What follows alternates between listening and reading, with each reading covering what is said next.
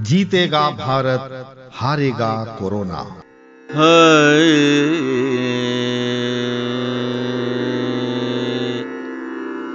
Corona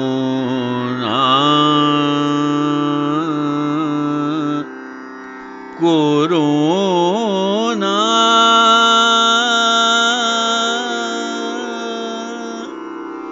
corona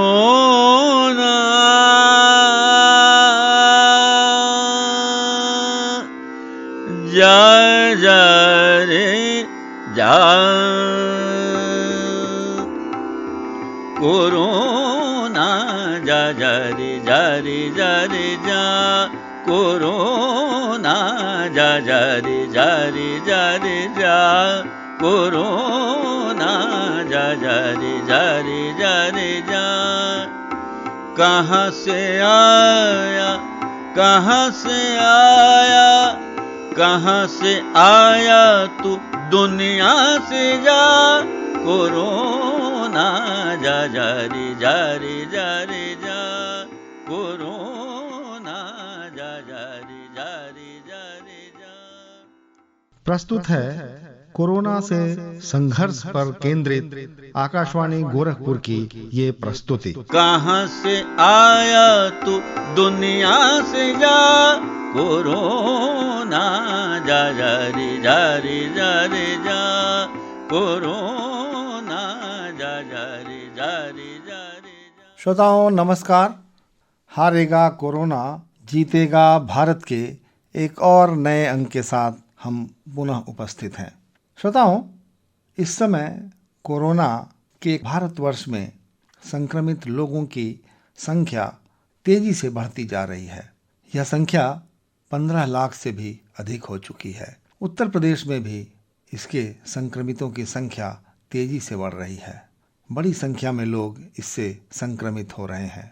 ऐसे में आवश्यक है कि हम अपने आप को कोरोना से बचाने का भरसक प्रयास करें। घरों में रहें और तब तक बाहर ना निकलें जब तक कि ये बहुत आवश्यक ना हो। याद रखें, कोरोना से बचाव करने का सबसे अच्छा तरीका है अपने को अलग थलग रखना। अगर हम भीड़ भाड़ वाले इलाकों से बचते हैं, हम बाहरी लोगों के संपर्क में कम से कम आते हैं, तो हमारे संक्रमित होने की संभावना बहुत हद तक कम हो जाएगी। यदि हमें घर से बाहर निकलना बहुत आवश्यक है तो हमें कोशिश यही करनी चाहिए कि भीड़ भाड़ वाले इलाके में ना जाएं, और अगर कहीं जाना आवश्यक है तो चेहरे और नाक को ढकते हुए फेस मास्क अवश्य लगाएं, हाथों में दस्ताने पहने और सोशल डिस्टेंसिंग या फिजिकल डिस्टेंसिंग यानी कम से कम 6 फीट की दूरी का पालन अवश्य करें। इसके अलावा हमें समय समय पर साबुन से 20 सेकंड तक हाथ धोने की आदत भी डालनी चाहिए। श्रोताओं, कोरोना से बचने के लिए ये बात सबसे ज्यादा आवश्यक है कि हमारे शरीर की रोग प्रतिरोधक क्षमता मजबूत हो। जब हमारे शरीर में रोगों से लड़ने की क्षमता होगी तो कोरोना का संक्रमण होने के बावजूद हम बहुत अधिक प्रभावित नहीं होंगे। और इस रोग प्रतिरोधक क्षमता को बढ़ाने के लिए आवश्यक है कि हम अच्छी नींद लें, कम से कम 6 से 7 घंटे की, चिंता मुक्त रहें और खान पान में वो चीजें जिनके विषय में अक्सर आयुष मंत्रालय बताता है उनको जरूर शामिल करें, जैसे तुलसी, अदरक, दालचीनी और काली मिर्च का काढ़ा। इसके अलावा ड्राई फ्रूट्स और नींबू प्रजाति के फलों का सेवन जितना अधिक करेंगे उतना हम लाभदायक स्थिति में रहेंगे। इसके साथ ही साथ गर्म पानी पीना और समय समय पर भाप लेना ये भी बहुत उपयोगी साबित होंगे। तो श्रोताओं, इन चीज़ों को अपनी दिनचर्या में शामिल करके हम अपने आप को बहुत हद तक सुरक्षित कर सकते हैं इस कोरोना महामारी से। तो आइए आज के कार्यक्रम की शुरुआत करते हैं। श्रोताओं, आपको ज्ञात होगा कि ये अगस्त महीने का प्रथम सप्ताह है और इसे सारी दुनिया में स्तनपान सप्ताह के रूप में मनाया जाता है।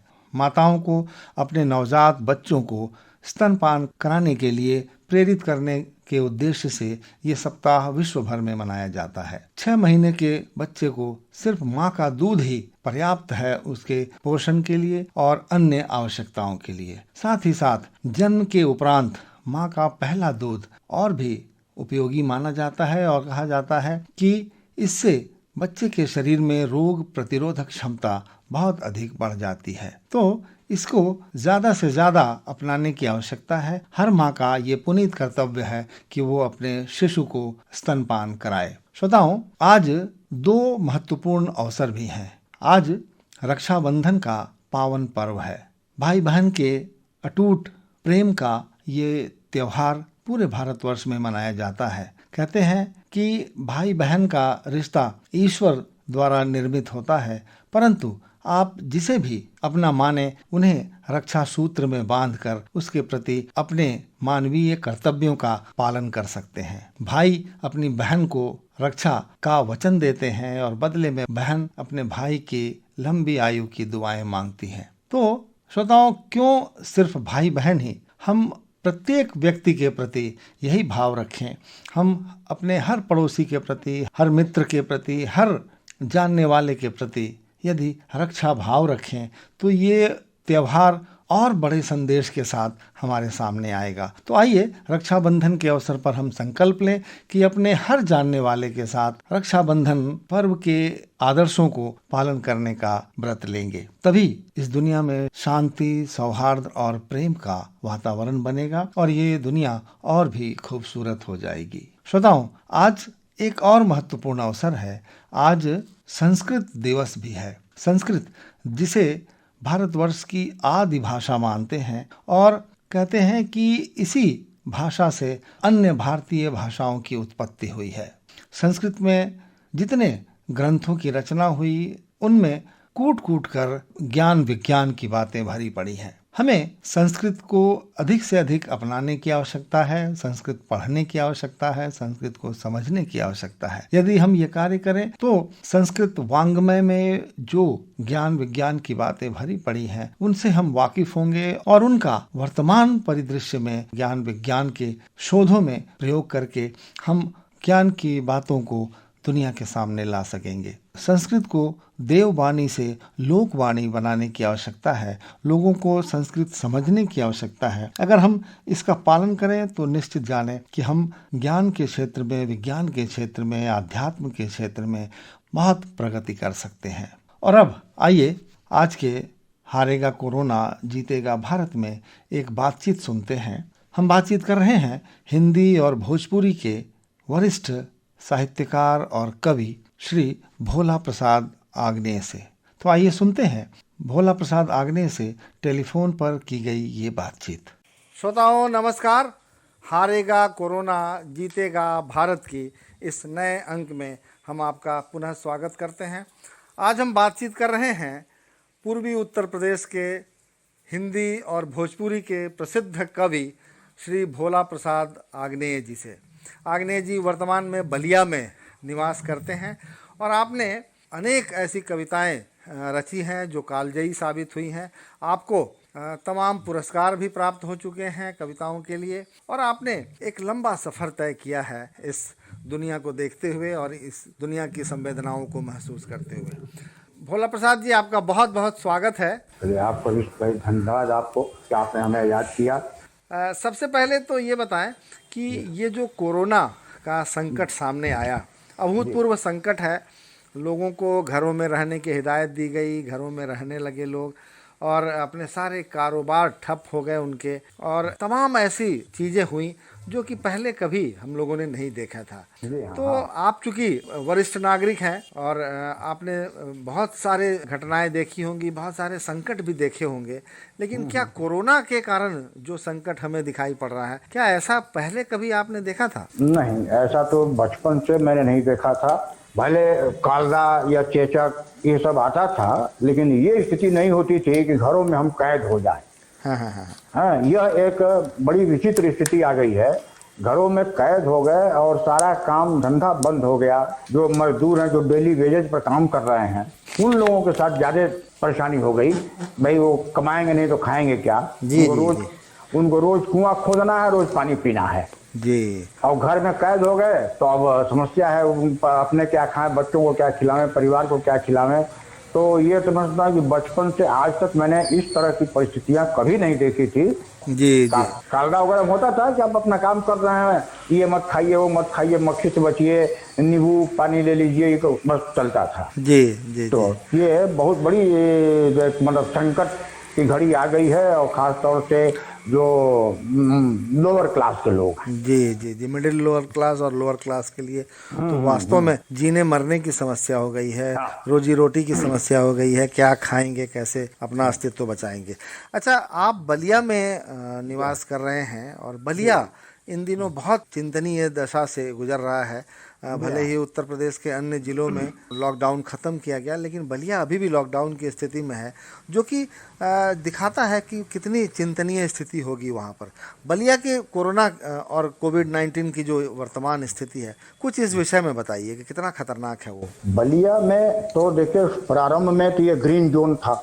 जी जी। यहाँ एक भी केस नहीं था। मैं बड़ा प्रसन्न था, अपने को बड़ा खुशनसीब समझता था कि मैं ऐसे जनपद में हूँ, ऐसी जगह हूँ, यहाँ एक भी कोरोना का मरीज नहीं है। लेकिन जो मजदूर लाए गए बाहर से जी, अब वहीं पर गलती हो गई कि उन मजदूरों का वहीं पर टेस्ट हो गया होता जी, और जो कोरोना पॉजिटिव थे उनको वहीं व्यवस्था दे दी गई, वहीं उनको क्वारंटाइन कर दिया गया होता, और जो नेगेटिव थे उनको घर लाया गया होता तो काम बढ़िया होता। जी, जी। लेकिन वो सबको ला दिया गया, गांव गांव में फैल गए, घूम गए, और स्थिति ये है आज बलिया में कि प्रतिदिन 50, 60, 70, 100 कोरोना पॉजिटिव मिल रहे हैं। हाँ हाँ हाँ हाँ। और यहाँ बलिया में जो एक कोरोना पॉजिटिव के लिए एक अलग अस्पताल बसंतपुर गांव में बनाया गया है। जी जी वहाँ की स्थिति बहुत ही दयनीय है। जी। तो ये वास्तव में इतनी संक्रामक बीमारी है कि हर व्यक्ति भयभीत है, यहाँ तक कि चिकित्सक भी भयभीत है इससे। जो हेल्थ कर्मी है वो स्वास्थ्य कर्मी है वो भी बहुत ज़्यादा भयभीत है, इसलिए कोई किसी के निकट नहीं आना चाह रहा है। और वास्तव में ऐसी स्थिति है कि कौन कहाँ किससे संक्रमित हो जाएगा ये बताया नहीं जा सकता। कुछ नहीं। अब बलिया में हमारे सीनियर सर्जन है, जी जी, वो भी संक्रमित हो गए हैं, और वही नहीं बल्कि उनका पूरा परिवार, उनकी बीवी, उनके बच्चे सब कोरोना पॉजिटिव आ गए। जी जी जी जी, ये स्थिति है। तो अब बताइए तो कौन इलाज करेगा? जब वो डॉक्टर इस तरह के फंस जा रहे हैं तो फिर कौन इलाज करेगा, कौन दवा देगा, कैसे होगा? ये स्थिति, इसलिए लोग दूर से ही अपना एक फॉर्मेलिटी पूरा करते हुए। जी जी जी। ऐसे में ये तो निश्चित है कि अगर कोरोना पॉजिटिव आप हो जाते हैं या कोरोना से संक्रमित हो जाते हैं तो जो भारी कष्ट और भारी एकाकीपन झेलना पड़ सकता है हमें, उसकी तुलना में क्या ये उचित नहीं है कि हम पहले ही सावधान हो जाएं, हम पहले ही अपने को सुरक्षित बना लें, हम घरों से कम निकलें, और अगर बाहर निकल रहे हैं तो सोशल डिस्टेंसिंग का पालन करें, चेहरे पर मास्क लगाएं। ये सब जो सावधानियां बताई गई हैं, क्या उनका पालन करना उचित नहीं है? एकदम उचित है और करना चाहिए, लेकिन लोग नहीं कर रहे हैं, लापरवाही कर रहे हैं। जी, और ये लापरवाही के कारण ही बढ़ रहा है। पेशेंट की संख्या, मरीजों की संख्या जो बढ़ रही है वो लापरवाही कारण है। अक्सर हम ही से लेकर सज्जन कहे, ए क्या नाक पर बांधे हैं यार, कुछ नहीं होगा। हमने कहा कि कुछ नहीं हुआ तो बहुत अच्छा, और जब हो जाएगा तो फिर आप भी हमारे करीब नहीं आओगे। हाँ, बिल्कुल बिल्कुल सही बात है। तो घर से न निकला जाए और बहुत जरूरी है तो फिर वो मास्क पहन करके, ग्लव्स पहन करके, और वो बिल्कुल बांध करके निकले आदमी और अपना काम करके तुरंत घर में आ जाए। हाँ। और घर में आते ही वो ग्लव, अपना मास्क निकाल करके गर्म पानी में डाल दे, सर्फ डाल करके अपने कपड़े उतार के गर्म पानी में डाल दे और फिर नहा ले, तब घर के अंदर प्रवेश करे। बिल्कुल, इतना आदमी अगर प्रिकॉशन ले तो ये कंट्रोल हो सकता है। बिल्कुल बिल्कुल। यानी ये कहा जा सकता है कि हर व्यक्ति जान रहा है कि सावधानी बरत के ही हम कोरोना से बचे रह सकते हैं, और अगर कोरोना हो गया तो इससे ज़्यादा बुरी स्थिति कुछ नहीं होगी हमारे लिए और हमारे परिवार के लिए। बिल्कुल बिल्कुल। इसके बावजूद अगर लापरवाही बरत रहे हैं लोग, तो इसका मतलब है कि हम जानबूझकर अपने आप को खतरे में डाल रहे हैं। हाँ बिल्कुल। अच्छा आग्नेय जी, आप तो चूंकि कवि हैं और कविताएं लिखना आपका एक तरह से न केवल पेशा है बल्कि शौक भी है। हाँ, जी, शौक है। शौक है। तो ऐसे में इतनी दयनीय स्थिति दिखाई पड़ी समाज की, और हर क्षेत्र में लोग मर रहे हैं, कहीं भुखमरी के कारण मर रहे हैं, कहीं कोरोना के कारण मर रहे हैं, और जो सामाजिकताएं हैं वो बहुत हद तक ध्वस्त हो गई हैं। ऐसे में आपकी कलम से क्या कुछ ऐसी पंक्तियां निकली, कुछ ऐसे कविता बनी जो कि कोरोना के दर्द को बयान करती हैं? अब जैसे शुरू में हमने एक मुक्तक लिखा कोरोना पे। हाँ सुनाए। कि दरवाजे पर आकर खड़ा है कोरोना। दरवाजे पे आके खड़ा है कोरोना। हाँ, दरवाजे पर आकर खड़ा है कोरोना, सुन लो मेरे भाई कभी बाहर ना होना। क्या बात है। दरवाजे पर आकर खड़ा है कोरोना, सुन लो मेरे भाई कभी बाहर ना होना, अंदर ही रहो बाल बच्चों के साथ, भले घर में ही बर्तन कपड़े धोना, भले घर में ही बर्तन कपड़े धोना। बिल्कुल बिल्कुल आवश्यक है कि अपने सारे काम खुद ही करना हो, बाहरी लोगों का कम से कम संपर्क हो हमारे साथ, तभी कोरोना को हम पराजित कर पाएंगे, कोरोना से हम बच पाएंगे। जैसे मेड सर्वेंट अगर लोग तो उसको हमने रोक दिया, हमारे यहाँ तो अब नहीं आता, उसको हमने बंद कर दिया, हमने तुम अपना वेतन लेना लेकिन मत आओ। बिल्कुल बिल्कुल बिल्कुल हाँ, ये काम भी होना चाहिए, क्योंकि उनके सामने जब बेरोजगारी उत्पन्न होगी तो ऐसा ना हो कि वो भुखमरी के शिकार हो जाए। हाँ। तो ये आवश्यक है, मानवीय पहलू ध्यान में रखना होगा। यानी खास तौर से जो प्राइवेट संस्थाएं हैं, जी जी, जैसे प्राइवेट विद्यालय है जी, तो प्राइवेट विद्यालय के प्रबंधक से हमारी बात हो रही थी। उन्होंने कहा कि भाई हम तो सरकार से कोई अनुदान तो मिलता नहीं, बिल्कुल फीस लेते हैं, फीस से ही हम टीचर्स को वेतन देते हैं। जी, तो सरकार कह दी कि भाई आप वेतन नहीं काटेंगे, वेतन देंगे, चलिए मान लिया, लेकिन ये भी कह दिया कि बच्चे नहीं आ रहे तो उनकी फीस मत लीजिए। हाँ। तो ये हम लोगों के लिए दोहरी मार हो जा रही है, हम कहाँ से फीस नहीं लेंगे तो कहाँ से देंगे, तो ये स्थिति हो जा रही है। तो ऐसे ही अपना बैठे बैठे वो खाली हैं तो कुछ न कुछ अपना कुछ लिखता है। जैसे अब मजदूरों को जो लाया गया वहां से, जी जी, मजदूर जो पलायित हुए दिल्ली, बॉम्बे, बेंगलोर, हैदराबाद से, तो उस पर एक मुक्तक हमने ऐसे ही लिखा जी, कि गांव घर से दूर हो के मजबूर चला, गांव घर से दूर हो के मजबूर चला, पेट भर की रोटी को एक मजदूर चला। क्या बात है, क्या बात है। गांव घर से दूर हो के मजबूर चला, पेट भर की रोटी को एक मजदूर चला, पल भर में ही खाक हो गए सपने सारे। पल भर में ही खाक हो गए सपने सारे। पल भर में ही खाक हो गए सपने सारे, एक वायरस कोरोना निर्दयी क्रूर चला। क्या बात है, क्या बात है। एक वायरस कोरोना निर्दयी क्रूर चला। तो बैठे बैठे यही सब कुछ न कुछ कलम चलती रहती है। हाँ हाँ हाँ हाँ। अच्छा, आपने तो रागने जी बहुत सारी कविताएं लिखी हैं, और उस दौर में भी लिखी हैं जब सब कुछ अच्छा था, और आप आकाशवाणी गोरखपुर आते भी थे और यहाँ अपनी कविताएं रिकॉर्डिंग करा कर जाते थे। तो कितना बेहतर स्थिति थी उस समय, और आज क्या है? आज बिल्कुल व्यक्ति व्यक्ति से दूर है, सामाजिक संबंधों की तिलांजलि देने को मजबूर है। तो कुछ ऐसे अपनी जो पुरानी कविताएं हैं उनमें से कोई कविता सुनाए हमारे श्रोताओं को जो आपको अपनी पसंद का लगता हो। तो ठीक है, एक हाथ से सुना रहा हूँ। जी जी जी, स्वागत।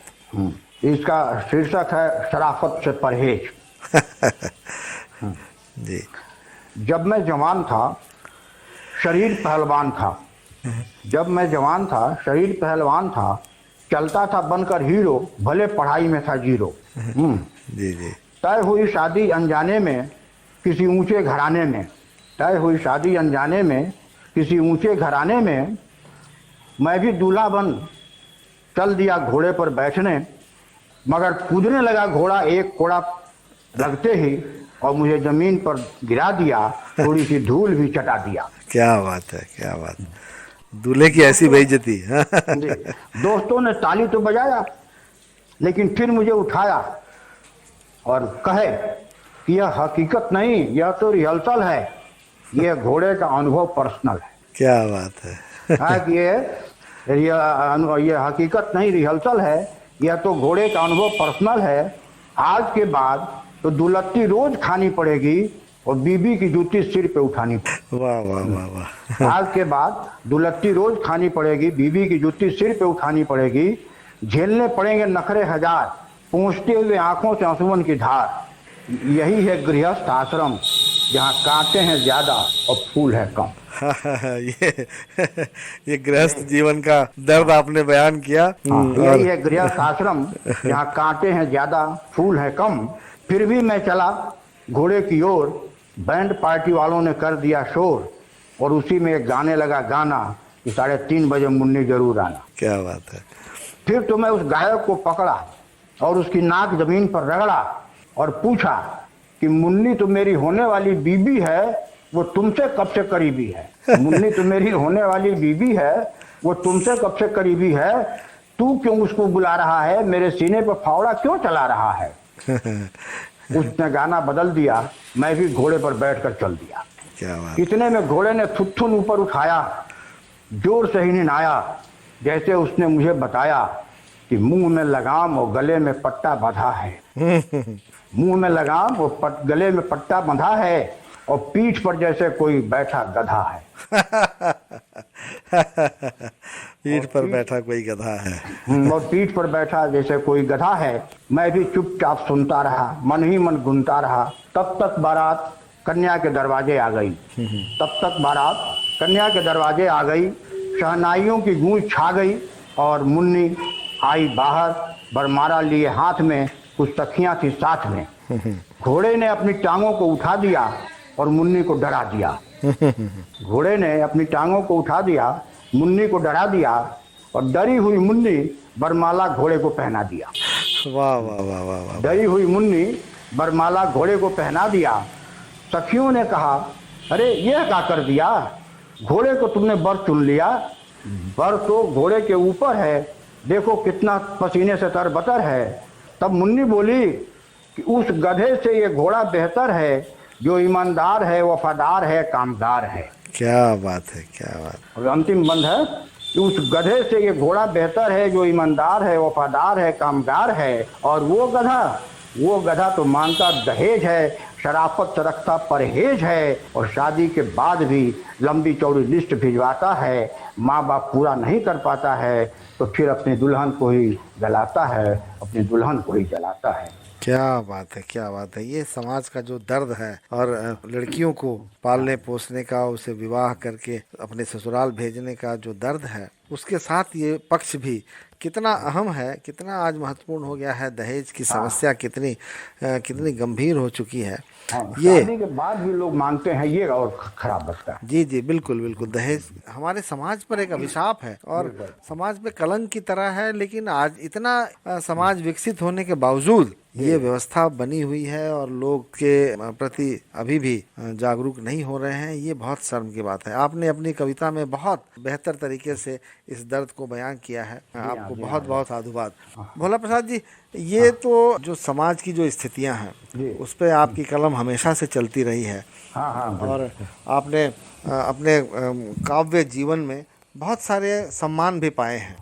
कुछ महत्वपूर्ण सम्मानों की बात करें अगर, तो उत्तर प्रदेश सरकार ने भी आपको सम्मानित किया। हम मुझे पुरस्कार मिला था, राहुल सांस्कृत्यायन पुरस्कार मिला वहाँ से, उत्तर प्रदेश सरकार से। जी जी। वो हमारी पुस्तक थी, ए भोला तू लोला ला। हाँ हाँ हाँ हाँ। भोजपुरी फीचर संग्रह था, भोजपुरी फीचर संग्रह था। हाँ हाँ। उसी पर हमको वो राहुल सांस्कृत्यायन पुरस्कार 50,000 रुपए का मिला था उसमें। जी जी जी जी जी। तो अपने विषय में कुछ बताएं हमारे श्रोताओं को। आपकी आरंभिक शिक्षा दीक्षा बलिया से ही हुई कि कहीं और से हुई? नहीं, बलिया से ही। हमारे पिताजी भी अध्यापक थे यहीं बलिया में ही। जी जी। और रहने वाले हम लोग बलिया जिले के एक कारों गांव है। हाँ हाँ। कारों गांव, जहाँ कामदेव को शंकर जी ने भस्म किया था, उसी गांव वो मंदिर आज है वहाँ पे। जी जी जी जी। तो वही हमारा अपना गांव है निजी। और बलिया में ही हमारी शिक्षा दीक्षा प्राइमरी से लेकर के ग्रेजुएशन तक हुई। ग्रेजुएशन के बाद हम नौकरी में आ गए। जी जी। तो ग्रेजुएशन हमारा साइंस से था, फिजिक्स केमिस्ट्री मैथमेटिक्स हमने ग्रेजुएट। जी जी। और उसके बाद हम नौकरी में आ गए। फिर नौकरी में आकर हमने बीएड किया। बीएड करने के बाद फिर हमने एमए संस्कृत से किया। ये एक बड़ा अजीब परिवर्तन हुआ मेरे जीवन में। क्योंकि मैं जब संस्कृत में करने का निश्चय किया और यहाँ हेड ऑफ डिपार्टमेंट से मैं मिला, उन्होंने कहा कि नहीं बीएससी वाले संस्कृत में फेल हो जाते हैं, आप मत करिए। जी। हमने अब ये उनका कहना मेरे लिए एक और चैलेंज हो गया। जी जी। हमने कहा कि नहीं सर, अब मैं करूंगा, संस्कृत से ही करूंगा और आपको दिखाऊंगा कि साइंस वाले कुछ भी कर सकते। क्या बात है, क्या बात है। तो हमने किया और आप लोगों की कृपा रही कि प्रथम श्रेणी में मैं उत्तीर्ण हुआ। क्या बात। तो बल्कि उन्होंने कहा भी कि भाई गलती हो गई, आपका एडमिशन लेना चाहिए था। तो उसके बाद फिर मैं साहित्य में उतरा। जी। तो अब साहित्य में कविता, कहानी, नाटक लिखना, नाटक का निर्देशन करना, अभिनय भी करना, ये सब हमने किया है। दूरदर्शन पे भी अभिनय किया है। जी जी जी फिर जी कुछ डॉक्यूमेंट्री फिल्में हमने बनाई है अपने अपने तरफ एज ए प्रोड्यूसर। जी जी जी तो इतना चलता रहा और भागलपुर यूनिवर्सिटी से हमको पीएचडी और डीलिट की मानद उपाधि मिली जी जी जी मेरे कार्यों को देखते हुए, साहित्यिक ये कामों को। जी जी फिर उसके बाद हमको वहाँ हिंदी अकादमी हैदराबाद से मुझे काव्य शास्त्री की उपाधि मिली। जी खंडवा में हमको स्वर्ण कलश की उपाधि मिली, वर्धा में काव्य वर्तिका की उपाधि मिली। ऐसे ऐसे मतलब मैं समझता हूँ कि केवल वो दक्षिण के 4 प्रांत जो हैं, तो उसमें भी हैदराबाद तो एक आ ही गया, 3 प्रांत छोड़ करके जी जी लगभग सभी प्रांत में मुझे, और उदयपुर में हमको साहित्य महोपाध्याय की उपाधि दी गई। जी जी, यानी कि लगभग पूरे देश में आप सम्मानित हो चुके हैं और हर जगह आपको आपकी कविताओं को पसंद किया गया। भोला प्रसाद जी, चलने से पहले हमें एक और कविता सुननी है आपकी। कोई ऐसी कविता जो बहुत हमारे दिलो दिमाग को बहुत उद्वेलित करती हो, बहुत ज़्यादा विचार करने को बाध्य करती हो, कोई ऐसी कविता जो आपको भी पसंद हो, हमारे श्रोताओं को सुनाए। ये गजल सुना रहा हूँ मैं। जी जी जी। इसका शीर्षक हमने रखा है महलों का ख्वाब। स्वागत। तो मतला का शेर अर्ज किया है कि महलों का ख्वाब झोपड़ी को दिखा गया है कौन। महलों का ख्वाब झोपड़ी को दिखा गया है कौन। जी हाँ, महलों का ख्वाब झोपड़ी को दिखा गया है कौन, नौजवान हाथ को मजबूर बना गया है कौन। नौजवान हाथ को मजबूर बना गया है कौन। और अगला शेर देखें कि अब्र की गोद से चली थी एक बूंद मेरे लिए। जी जी, अब्र की, हाँ, अब्र मतलब बादल। जी जी। अब्र की गोद से चली थी एक बूंद मेरे लिए, लब तो प्यासे रह गए उसको पा गया है कौन। क्या बात है। अब्र की गोद से चली थी एक बूंद मेरे लिए, लब तो प्यासे रह गए उसको पा गया है कौन। महलों का ख्वाब झोपड़ी को दिखा गया है कौन। अगला शेर देखें जी। जहाँ खुद वो सो गया कफन आंसुओं का ओढ़कर। जहाँ खुद वो सो गया कफन आंसुओं का ओढ़कर। जी हाँ, जहाँ खुद वो सो गया कफन आंसुओं का ओढ़कर, घड़ियाली आंसुओं का फूल चढ़ा गया है कौन। क्या बात है। जहाँ खुद वो सो गया कफन आंसुओं का ओढ़कर, घड़ियाली आंसुओं का फूल चढ़ा गया है कौन। महलों का ख्वाब झोपड़ी को दिखा गया है कौन। आगे का शेर है, हमने अर्ज किया है कि हंस रहा था चांद जहाँ बैठ सितारों के बीच में। हंस रहा था चांद जहाँ बैठ सितारों के बीच में, गरीब खाने पर आकर बिजली गिरा गया है कौन। क्या बात है, क्या बात है। हंस रहा था चांद जहाँ बैठ सितारों के बीच में, गरीब खाने पर आकर बिजली गिरा गया है कौन। महलों का ख्वाब झोपड़ी को दिखा गया है कौन। और अगला शेर अर्ज किया है कि दरख्तों की हर एक शाख थी फलों से लदी हुई। हाँ हाँ, दरख्तों की हर एक शाख थी फलों से लदी हुई। लदी हुई, हाँ, दरख्तों की हर एक शाख थी फलों से लदी हुई, पकने से पहले ही न जाने खा गया है कौन। क्या बात है। दरख्तों की हर एक शाख थी फलों से लदी हुई, पकने से पहले ही न जाने खा गया है कौन। महलों का ख्वाब झोपड़ी को दिखा गया है कौन। और अगला शेर देखें कि करती रहती बयां हकीकत को शायरी मेरी। करती रहती बयां हकीकत को शायरी मेरी, अचानक महज बकवास उसे बता गया है कौन। जी जी जी। अचानक महज बकवास उसे बता गया है कौन। और अंतिम शेर है कि संतों व फकीरों का है प्यारा गुलशन हमारा। संतों और फकीरों का है प्यारा ये गुलशन हमारा। हाँ, संतों व फकीरों का है ये प्यारा गुलशन हमारा, और सींचने के बहाने बारूद बिछा गया है कौन। ओहो, क्या दर्द है, क्या बात है, क्या बात। संतों व फकीरों का है ये प्यारा गुलशन हमारा, सींचने के बहाने बारूद बिछा गया है कौन। महलों का ख्वाब झोपड़ी को दिखा गया है कौन। और मक्ते का शेर हमने अर्ज किया है कि ख्वाबों के महल में सो रहा था जब आग्ने। ख्वाबों के महल में, हाँ, ख्वाबों के महल में सो रहा था जब आग्ने, आधी रात झकझोर उसे जगा गया है कौन। जगा गया है कौन। हाँ, क्या बात है, आधी रात झकझोर उसे जगा गया है कौन। महलों का ख्वाब झोपड़ी को दिखा गया है कौन। नौजवान हाथ को मजबूर बना गया है कौन, नौजवान हाथ को मजबूर बना गया है। बहुत सुंदर, बहुत खूब, बहुत खूब। आग्नेय जी, आपने इतनी अच्छी कविता, इतनी अच्छी गजल हमारे श्रोताओं को सुनाई। चलते चलते आप क्या कहेंगे हमारे श्रोताओं से? अब श्रोताओं से तो मैं यही कहूँगा कि भाई अभी फिलहाल घर से न निकलें जी। अभी लोग जो भी सावधानियां बताई जा रही हैं हमेशा रेडियो पर, टीवी पे ये आ रहा है, मोबाइल के डायलर टोन में भी वही आ रहा है। जी बिल्कुल, है? बिल्कुल। ऐसा नहीं कि एक बार बता के हम चुप हो जा रहे हैं, सरकार चुप हो जा रही है। तो सावधानी बरतें और सावधान रहें, क्योंकि इसका बचाव ही उपाय है, यही इसका इलाज है। जी जी, बिल्कुल सही कहा आपने। सावधान रहें, सुरक्षित रहें और तभी कोरोना से बचे भी रहेंगे। कोरोना से हम जीत जाएंगे, कोरोना हार जाएगा तो उसके बाद फिर हम लोग मिलेंगे, बिल्कुल, मिलेंगे आपस में बातचीत होगी। क्या बात है, क्या बात है। भोला प्रसाद आग्नेय जी, आपने हमसे इतनी अच्छी बातचीत की, अपनी कविताएं भी हमारे श्रोताओं को सुनाई। आपको इसके लिए बहुत बहुत धन्यवाद। अभी आप हिंदी एवं भोजपुरी के वरिष्ठ कवि और साहित्यकार श्री भोला प्रसाद आग्नेय से टेलीफोन लाइन पर की गई ये बातचीत सुन रहे थे। इसके साथ ही आज का हारेगा कोरोना जीतेगा भारत का ये अंक यहीं संपन्न होता है। कल पुनः एक नए अंक के साथ हम उपस्थित होंगे।